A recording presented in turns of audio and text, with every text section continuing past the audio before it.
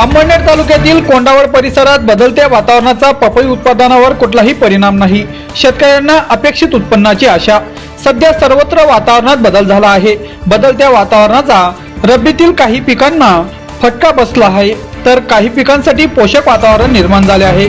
अंमळनेर तालुक्यातील कोंडावळ परिसरात महेश बोरसे या तरुण शेतकऱ्याने 1.5 एकर क्षेत्रात पपईची बाग फुलवली आहे। सध्या वातावरणात बदल झाला असला तरी पपईच्या उत्पादनावर काहीही परिणाम होणार नाही। 1.5 एकर क्षेत्रात आम्हाला 4 ते 5 लाखाचे उत्पन्न अपेक्षित आहे, अशी माहितीही शेतकरी बोरसे यांनी दिली।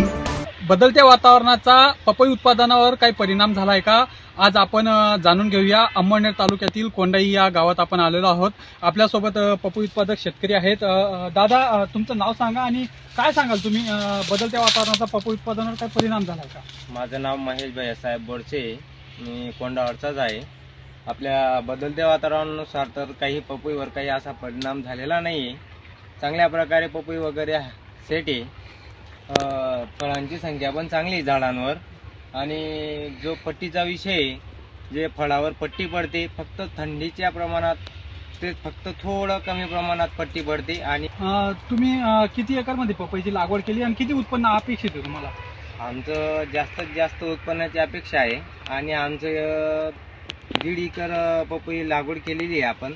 तिथं आहे आमचे कमीत कमी 1500-1600 झाड आहे आमचं। किती लाखाचं उत्पन्न अपेक्षित आहे तुम्हाला? आमचं कमीत कमी 4 ते 5 लाखाचं उत्पन्नाची अपेक्षा आहे आम्हाला।